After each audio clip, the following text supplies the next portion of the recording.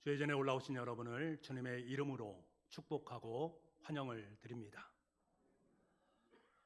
새벽 기도를 마치고 강단에 엎드렸습니다. 나라와 민족을 위해서, 우리 교회를 위해서, 그리고 우리 교우들 위해서 기도를 드렸습니다. 얼마나 은혜가 되고 감사가 되었는지, 그때 제 마음속에 강하게 느껴지는 것이 십자가에 못 박히신 예수 그리스도의 대속의 사랑이었습니다. 기도하다가 눈을 떠서 십자가를 바라보았습니다. 다음이 없으신 그 하나님의 사랑이 제 마음속으로 밀려 들어왔습니다. 얼마나 감사했는지 모르겠습니다. 어찌 보면 지금까지 너무나 당연하게 여겼던 십자가, 나를 구원하시기 위해서 자신을 내어놓으시면서 짊어지시고 못 박히신 그 십자가, 그 십자가로 말미암아 나의 죄가 도말되었고 내가 구원받은 하나님의 자녀가 되었고 하나님의 은혜의 사람이 되었는데 하는 생각이 미치자 너무나 큰 감사가 넘쳐났습니다. 그때 제 마음속에 드는 생각이, 실은 주님께서 십자가에 못 박혀 돌아가셨는데 그 자리는 주님의 자리가 아니라 나의 자리인데, 주님께서 죄인 되셔서 십자가에 못 박히신 그 죄인됨이 사실은 나 때문인데, 내가 그 십자가에 못 박혀야 되는데 하는 생각이 제 마음속에 들어왔습니다. 얼마나 마음이 흐느껴졌는지, 얼마나 마음이 아팠는지 모르겠습니다. 그때 제 마음속에 들려오는 찬양이 있었습니다. 그 찬양의 가사를 여러분과 함께 나누길 원합니다. 내 눈을 밝히 떠서 저 십자가를 볼 때 날 위해 고난당하신 주 예수 보인다. 그 형상 볼 때 내 마음에 큰 찔림 받아서 그 사랑 감당 못하여 눈물만 흘리네. 그 사랑 감당 못해서 눈물만 흘리네. 이 시편, 이 찬송의 가사가 저의 마음속에 고스란히 들어왔습니다. 주님이 나를 그토록 사랑하셔서 나를 위해서, 죄인된 나를 위해서 십자가에 못 박혀 돌아가셨는데 그 주님의 사랑이, 한량없는 사랑이 저를 울게 했습니다. 참 감사했습니다. 십자가의 감격이 다시금 되살아났습니다. 여러분 어떠십니까? 여러분 하루하루의 삶을 살면서 이 십자가의 감격의 은혜를 누리면서 살아가고 계십니까? 아니, 그것은 과거 이야기일 뿐 지금 현재는 감격이라기보다는 냉랭한 가슴을 품고 살아가고 있지는 않습니까?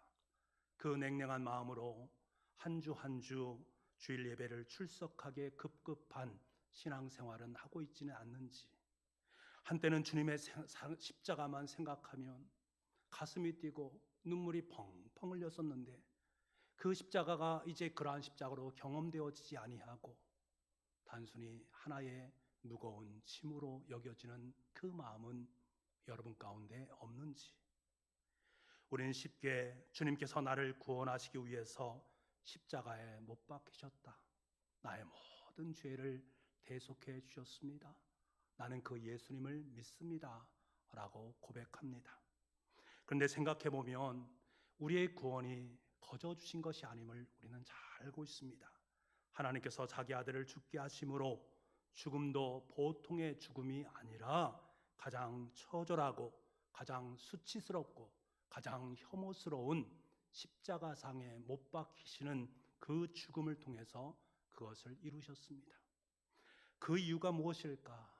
여러분, 그 이유는 단 하나, 저와 여러분을 사랑하시기 때문입니다. 우리를 사랑하셔서 우리를 구원하시기 위해 찔리시고 상하심으로 자신을 희생하신 것입니다. 여러분, 이것이 관념으로 느껴지십니까? 형식으로 느껴지십니까? 아닙니다. 이것은 실제적인 사건입니다. 이 사랑 앞에 서는 자마다 누구나 감격을 해야 됩니다. 아니, 감격할 수밖에 없습니다. 그래서 우리는 십자가를 감히 감격의 십자가, 십자가의 감격이란 말을 사용하는 것입니다. 사도 바울도 주님의 십자가 앞에 섰습니다. 십자가 앞에 섰을 때에 자신의 삶이 얼마나 초라한 죄인인가를 거듭 깨닫게 되어집니다. 동시에 지금까지 걸어온 삶의 뒤안길을 묵상하면서 그 십자가의 속에서 내 삶 속에 허락한 하나님의 은혜, 그 하나님의 사랑, 그 능력이 지금 나를 이곳까지 이르게 하였구나 라는 생각에 이르게 됩니다. 그리고 자신의 사랑하는 영적인 아들인 디모데에게 그 십자가의 사랑을 함께 나누고 있습니다. 우리는 사도 바울의 생애를 돌아보면서 주님의 십자가를 통해서 그가 얼마나 아름다운 주님의 길을 걷고 있었는지, 그리고 그 십자가를 통해서 그에게 베풀어 주신 하나님의 사랑의 깊이가 얼마나 컸었는지를 우리는 알 수 있습니다. 사도 바울은 사역을 시작하기 전에 아라비아 광야에서 3년 6개월 동안, 그리고 자신의 고향인 다수에서 10년에 넘도록 주님을 위해서, 또 주님의 의에서 철저하게 교육을 받게 됩니다. 그리고 난 후에 바나바의 도움으로 말미암아 안디옥 교회에서 부름을 받게 되고 그 속에서 사역을 시작합니다. 그리고 난 다음에 이방인들을 위한 선교를 1차, 2차, 3차에 걸쳐서 진행을 하게 됩니다. 이때 바울이 처음으로 사역을 시작하면서 갈라디아 교인들에게 편지를 보내게 되는데, 그 편지의 내용을 보게 되면 처음 시작한 사도 바울의 사역의 시작에 그의 모습은 매우 거칠고 강인한 성격이었음을 우리는 알게 됩니다. 갈라디아서 2장 6절 말씀을 보게 되면 이렇게 고백합니다. 유력하다 하는 이들 중에 본래 어떤 이들이든지 내게 상관이 없으며 하나님은 사람을 외모로 취하지 아니하시나니 저 유력한 이들은 내게 의무를 더하여 준 것이 없고. 여기서 말하고 있는 이 유력한 사람들이란 것은 예수님의 제자로 있었던 베드로와 요한과 같은 존재들을 의미하는 말입니다.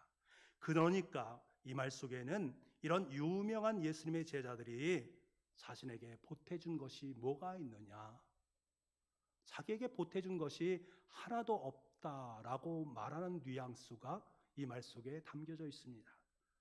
그러니까 갈라디아서를 쓰고 있는 이 사도 바울의 마음속에는 자신의 사도직에 대해서 문제를 제기하고 있는 그 사람들을 향해서 분노하는 마음을 갖고 있었습니다. 그래서 상당히 거칠고 강한 느낌을 받게 됩니다.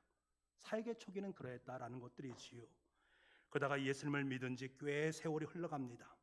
그리고 난 다음에 쓴 것이 고린도 전서입니다. 고린도 전서에 보면 자기 자신에 대해서 뭐라고 말하는가? 나는 사도 중에 가장 작은 자니라 라고 고백을 하고 있습니다. 내가 그토록 나에게 아무것도 베풀어 준 게 없다라고 여겼던 그 사도들 중에 나는 정말로 작은 사도다. 내가 사도라고 일컬어지지만 그들에 비해서 형편없는 존재다라는 것을 고백을 하고 있습니다. 처음에 강인했던 그의 마음은 누그러지면서 겸손한 모습으로 변해가고 있는 그를 볼 수가 있습니다. 그리고 난 다음에 5년쯤 지나고 난 후에 에베소서를 쓰게 되는데, 그 에베소서에 보면 자기 자신에 대해서 이렇게 고백합니다.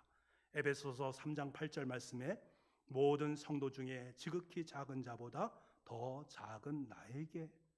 이제는 감히 사도라는 이름조차 부를 수 없습니다. 그리고 성도들 중에서 가장 연약하고 보잘것없는 자기 자신이라고 고백을 하고 있습니다.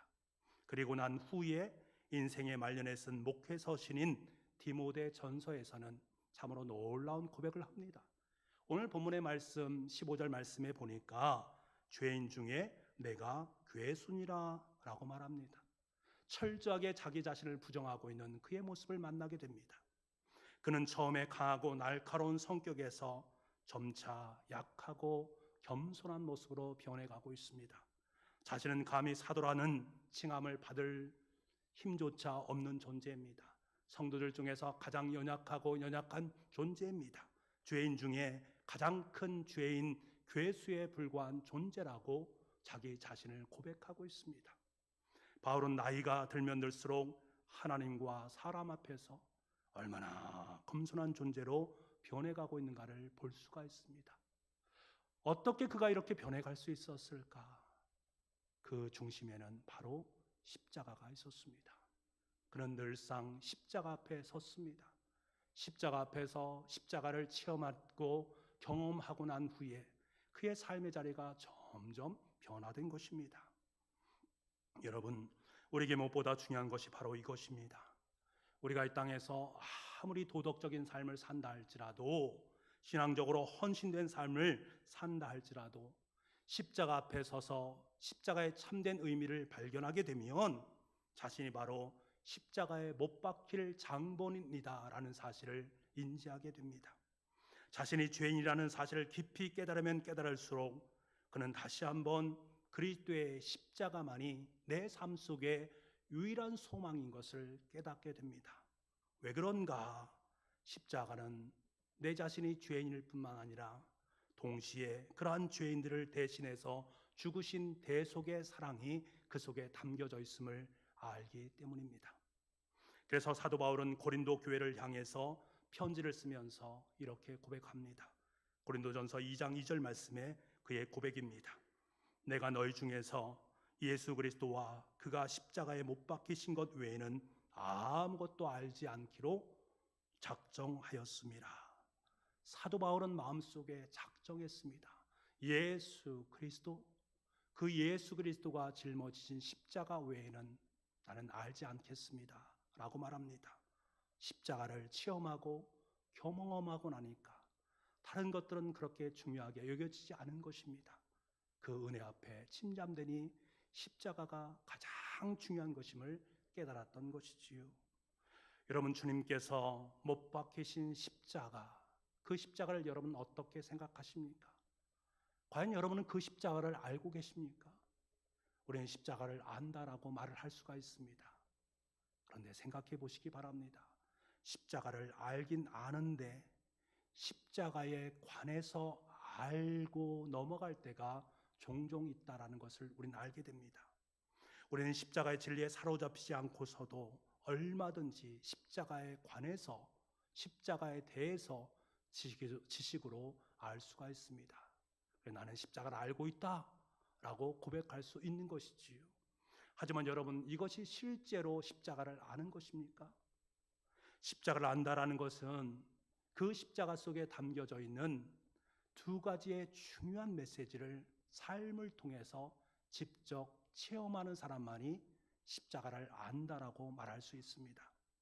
하나는 내가 십자가 앞에 섰을 때에 나 자신이 얼마나 소망 없는 존재인가를 깨닫는 것, 실은 내가 주님의 십자가에 못 박힐 수밖에 없는 죄인이었다라는 사실을 깨닫는 것, 그것이 하나입니다. 그럼에도 불구하고 동시에 찬송가 가사처럼 하늘을 두루마리 삼고 바다를 먹물 삼아도 그 크신 사랑 다 기록할 수 없다라는 십자가의 다음 없는 사랑을 경험하는 것, 이 두 가지 사실이 십자가 속에 담겨진 중요한 의미입니다. 이 두 가지를 함께 체험할 때에 비로소 나는 십자가를 알 수 있다, 알고 있다 라고 고백할 수 있는 것이지요. 그때에서 비로소 왜 그토록 오랜 세월 동안에 우리 믿음의 선친들이 그 십자가를 향해서 찬양하고 십자가 앞에 엎드려서 하나님께 영광을 돌렸는가를 알게 됩니다. 왜 하나님 나라에서조차도 어린 양 되신 예수 그리스도께서 그토록 찬양을 받으셔야 되는지를 비로소 깨닫게 됩니다. 사도 바울은 이 사실을 경험을 통해서 알았습니다. 그래서 입만 열면 주님의 십자가를 말했던 것이지요. 십자가를 경험하면 경험할수록 십자가 외에는 자랑할 것이 아무것도 없다라는 사실을 알았습니다. 그래서 그는 강력하게 이렇게 고백합니다. 갈라디아서 6장 14절 말씀에 그러나 내게는 우리 주 예수 그리스도의 십자가 외에는 결코 자랑할 것이 없나니 라고 말을 하고 있습니다. 바울은 모든 사람이 부끄럽게 여기는 그 십자가, 내가 그 십자가를 자랑하지 않고는 견딜 수 없는 마음이 내 마음속에 있다라는 거예요. 왜 그런가? 자신이 십자가를 통해서 구원을 얻었기 때문에 그렇습니다. 그 십자가를 통해서 자신을 구원하시고 인류를 구원하시는 하나님의 사랑, 그 하나님의 경륜을 경험했기 때문에 그렇습니다. 그때 바울은 분명히 인식하게 됩니다. 인간을 구원하시는 하나님의 유일한 방법은 바로 저 십자가다. 그러니까 그는 평생도록 십자가를 자랑할 수밖에 없었고 십자가에 빚진 인생을 살아갈 수밖에 없었던 것입니다. 그러한 바울이 오늘 말씀에 자기 자신을 죄인이라고 고백하고 있습니다. 죄인인데 죄인 중에서 가장 큰 괴수와도 같은 존재다라고 말합니다. 이 괴수라는 것은 원래 헤브라어 원어로 보게 되면 첫 번째라는 뜻을 갖고 있습니다. 여러분, 우리가 생각해 보십시오. 죄를 지었을 때에 그 죄줄에 경중이라는 것이 있지 않습니까? 중한 죄도 있고 또 경한 죄도 있습니다.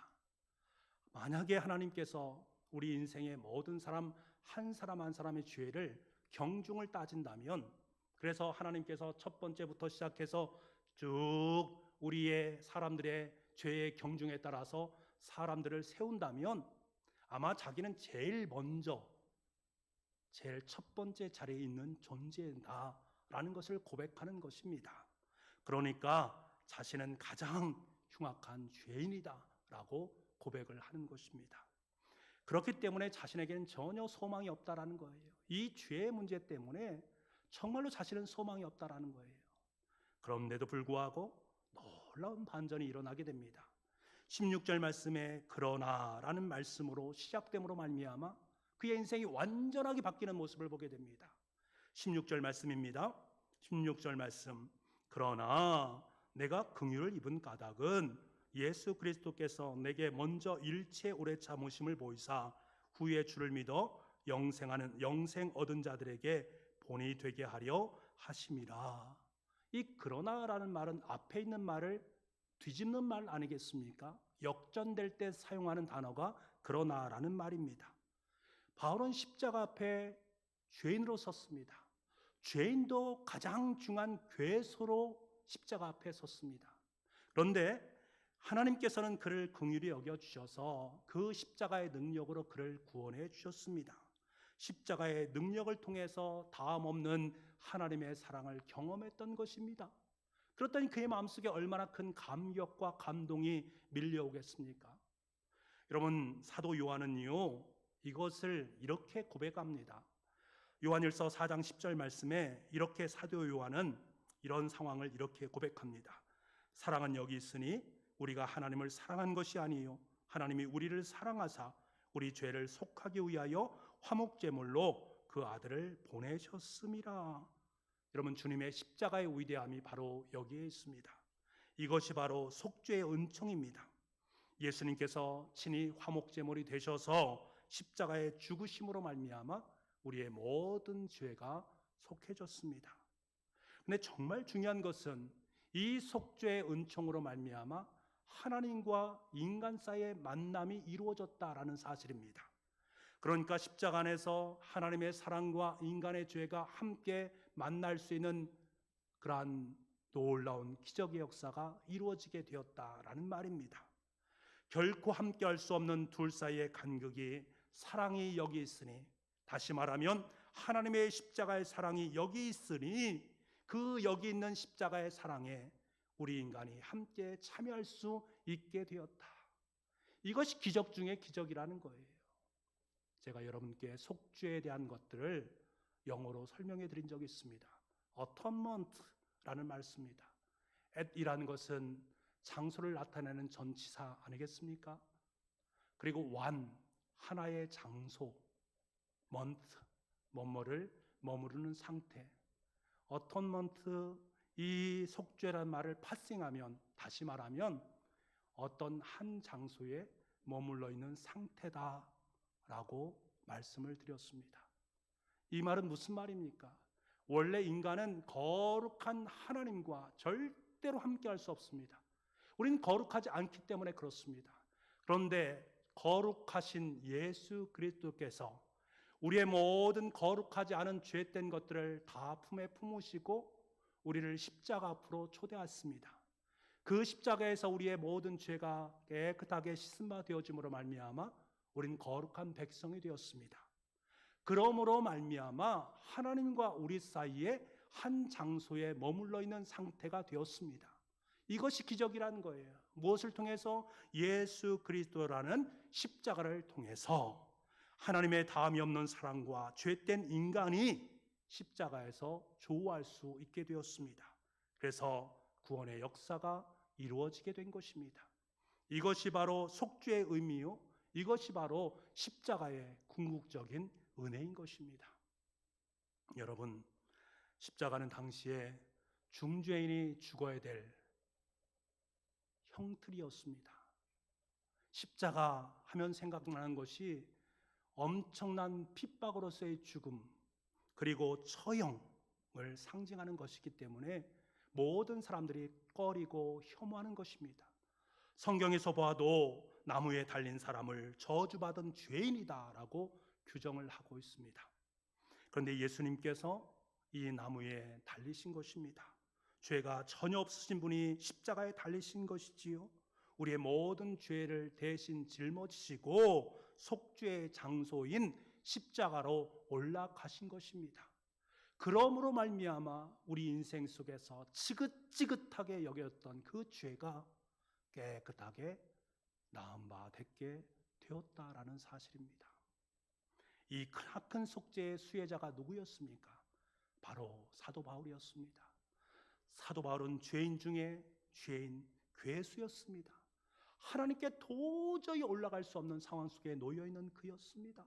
그런데 주님께서는 그를 사랑하셔서 그를 긍휼히 여기셔서 그 십자가로 불러 올리신 것입니다.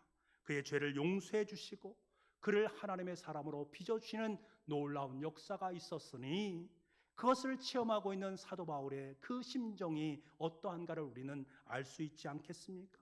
그 사랑 앞에 그는 감격하지 않을 수 없었습니다. 여러분, 사도 바울은 십자가에서 위대하신 하나님의 사랑을 발견했습니다. 십자가를 통해 소망이 없는 자신을 귀하고 복된 사도로 불러주시는 그 사랑 앞에 무릎을 꿇지 않을 수 없었던 거지요. 그리고 그 십자가 앞에서 결단하는 것입니다. 예수 그리스도의 십자가 외에는 결코 자랑할 것이 없습니다. 나는 이제부터 예수 그리스도의 십자가를 자랑하는 인생이 되겠습니다 라고 고백한 것입니다. 여러분, 우리가 주님의 십자가 앞에 서서 주님의 십자가의 사랑을 경험할 수 있기를 간절히 소망합니다. 그 사랑 안에 있을 때만이 우리는 참된 소망을 발견할 수 있습니다.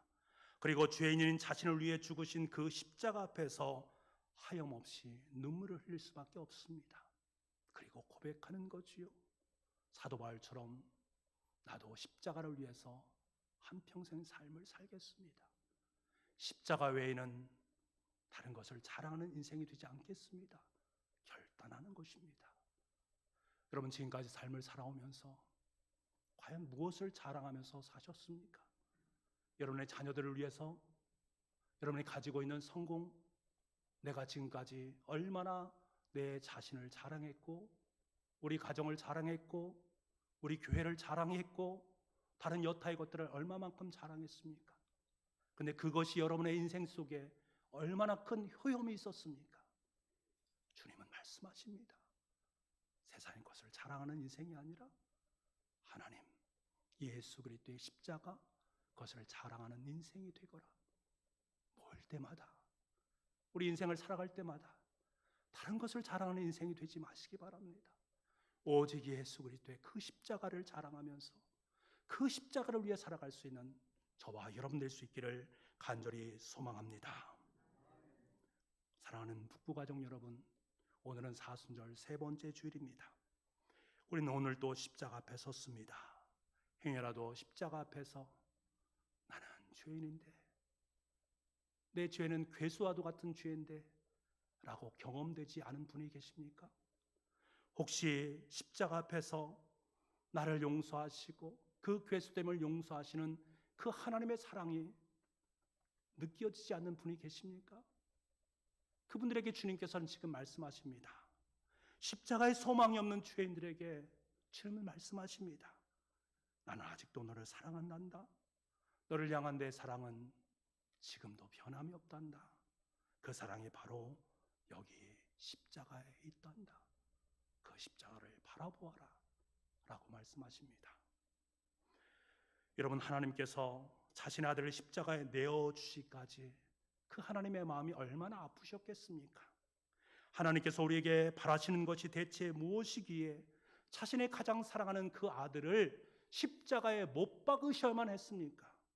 우리가 죄인 되었을 때에, 우리가 주님에 대해서 무죄했을 때에, 우리가 사단의 종노릇하고 있을 때에 우리를 용서하시기 위해서 왜 그토록 혹독한 십자가를 짊어지셔서 자신의 모든 살이 다 찢기시고 물과 피를 흘리셨던 것입니까?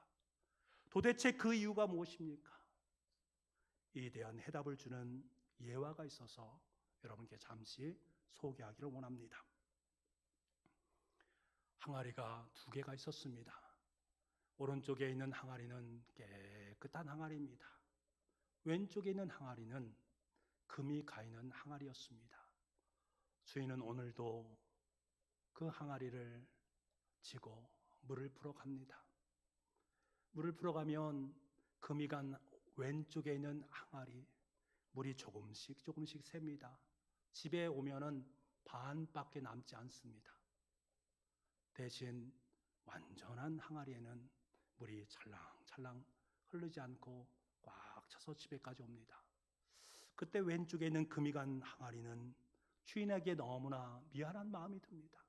주인님에게 얼마나 미안한지, 너무나 미안한 나머지 이렇게 입을 엽니다. 주인님, 제가 송구스러워서 견딜 수가 없습니다. 저는 금이 간 항아리입니다. 주인이 시킨 그 일을 하지도 못합니다.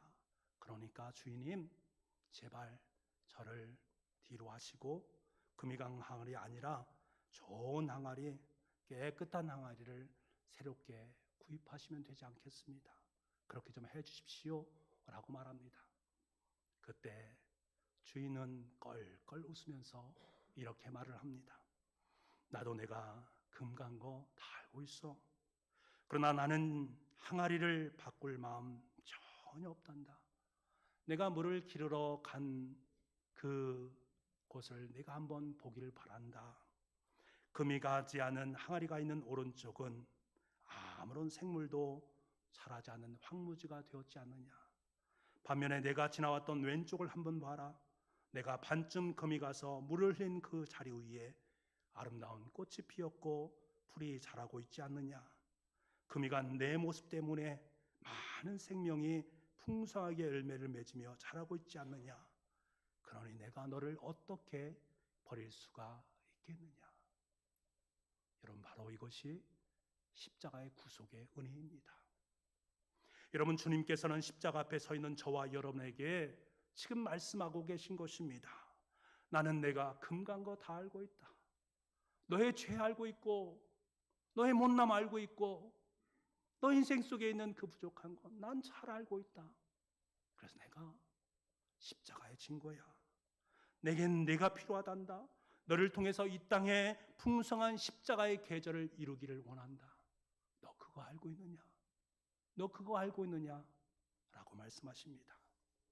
여러분, 그렇습니다. 이것이 바로 십자가의 사랑입니다. 주님께서는 지금도 여전히 십자가에서 우리에게 말씀하고 계십니다. 주님과의 화목을 잃어버린 영혼들에게도 계속해서 말씀하십니다. 내가 너를 이처럼 사랑해서 독생자를 십자가에 못 박았느니라. 내가 그것을 알고 있느냐? 내가 그것을 알고 있느냐? 여러분, 우리는 십자가 앞에서 이제 어떻게 해야 되겠습니까? 그 사랑을 잊지 마시기 바랍니다. 그 사랑을 자랑하시기를 바랍니다. 십자가의 사랑을 가슴에 영원토록 아로새길 수 있기를 간절히 소망합니다. 그리고 이제 그 십자가를 짊어지고 세상으로 나아가서 십자가의 열매를 맺어갈 수 있는 저와 여러분의 생이 될 수 있기를 간절히 소망합니다. 기도하겠습니다. 아버지 하나님, 십자가 앞에 우리를 세워주시니 너무나 감사합니다. 나는 죄인 중에 괴수였습니다. 우리의 죄가 얼마나 컸든지 그 모든 것을 하나하나 생각나게 하여 주시기를 원합니다. 그럼에도 불구하고 하나님의 다음없는 사랑이 우리의 모든 죄를 용서해 주셨음을 깨닫습니다. 이 모든 것에 감사를 드립니다. 이제부터 내 인생은 십자가를 자랑하는 인생이 되겠습니다. 십자가의 일꾼으로 십자가의 생명을, 십자가의 열매를 이 땅 속에 맺어갈 수 있는 우리가 될 수 있도록 주님 은혜 베풀어 주옵소서. 모든 말씀을 예수님의 이름으로 기도하옵나이다. 아멘.